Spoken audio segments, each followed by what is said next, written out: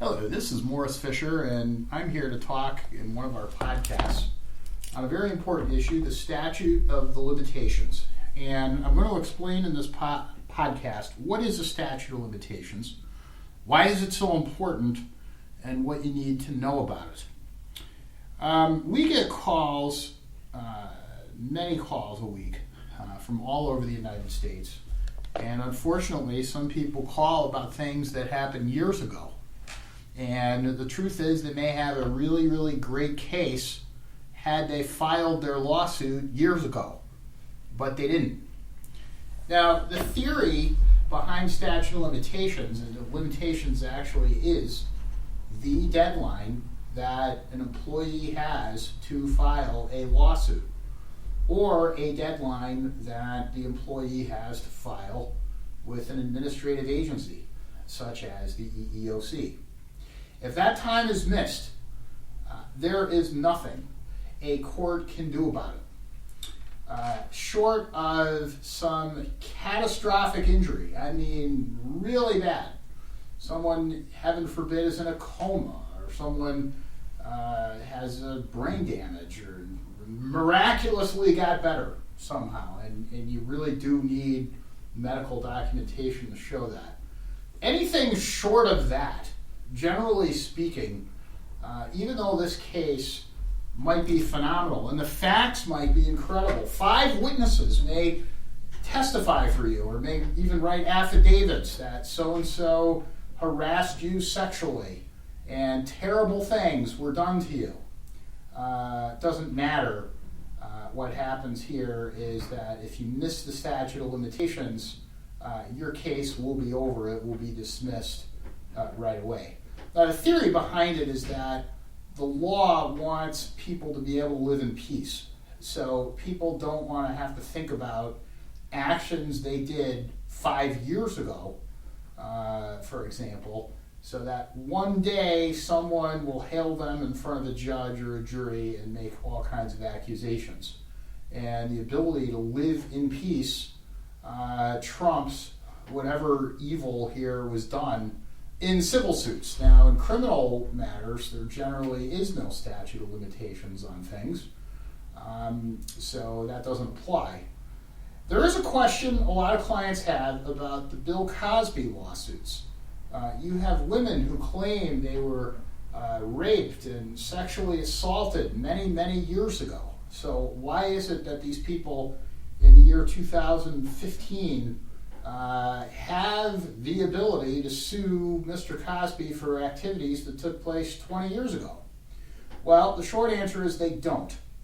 What those suits are about is a defamation claim, okay? And the way that works is that the alleged sexual assault victim has her lawyer draft a letter to Mr. Cosby's lawyer saying, Mr. Cosby, your client, Mr. Lawyer, he raped me. And what Mr. Cosby's lawyers were doing was responding to those letters and saying, no, he didn't. You are making this up. The women in those suits, many of them, are contending that they were damaged by that suit. They were damaged by that action because Mr. Cosby defamed them by basically calling them a liar. And that's not necessarily not a case, by the way. I mean, if some of these women had contracts and those contracts fell through because they were in the midst of some scandal, then they may have a claim. Essentially, that's what a lot of those suits are about out in California. And California state courts are pretty lenient about allowing people to have these kinds of claims. But again, those claims are for defamation. They're not for sexual assault or sexual harassment. So let's talk about what these deadlines actually are, so people get an understanding of how soon they need to move on some of these cases. Well, first, if you're a federal employee and you claim any sort of discrimination occurred to you, your deadline to contact an EEO counselor is not months or years. it's days, and you have 45 of them. So for example, you apply for a promotion, you don't get a promotion, you find out that the promotion went to somebody else, and you believe that the reason the person got the promotion instead of you was that person's race, gender, religion, national origin. You have 45 days to contact that counselor and complain about it. If you don't, you lose. The only exception to that is if it's an age discrimination claim, then you have 180 days, even if you're a federal employee. And you have 180 days to contact the EEOC. Another strict deadline for federal employees is 15 days, which is after you have filed with the EEO counselor. If the case does not resolve, if the case doesn't settle, you will get a notice that says you have 15 days to make file a formal complaint, and you have to do that. And again, if you miss that deadline, you lose, no matter how good the rest of the case is. If you're just a private employee, you work for a private company, you have 300 days to file with the EEOC, and you have 180 days to file with the Maryland Commission of Civil Rights.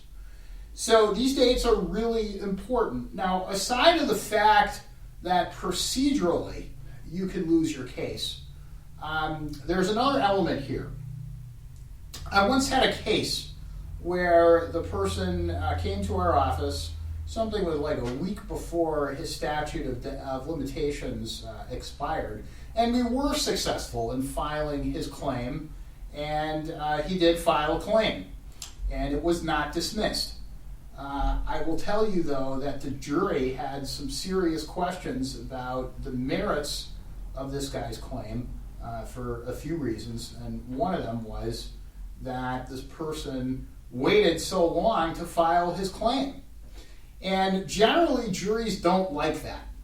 People who have been wronged, who believe they've been wronged, who are angry enough to do something about it in a lawsuit are going to take care of that action generally right away. They're not going to wait all kinds of time and wake up one day and say, gee, when a number of months ago something happened, or a number of years ago something happened, and now I think that, come to think of it, I really was wronged.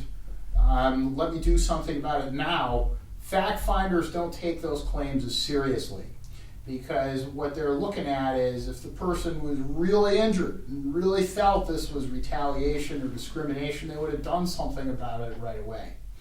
Now, some people do have excuses about, I had fear of retaliation, I was starting a new job, I didn't want to bring waves, I didn't want to cause problems, I didn't want my name on the internet associated with a lawsuit. And those might be good reasons to wait, but all you have is a good excuse. A good excuse is generally never as good as the actual person who filed the claim right away. People take a look at that a lot more seriously. It's kind of, you got to think of it this way. You want to get into some outstanding college. You want your kid to get into some outstanding college, all right? You want your kid then to have really good grades in high school. Now, there are some kids who have all kinds of stories why they didn't get good grades in high school. They had some sort of family obligation. They had to work at a diner. They had to help out around the house. They were poor. They were this, they were that. Yes, it is true. There are some universities and there are some schools that will consider those excuses.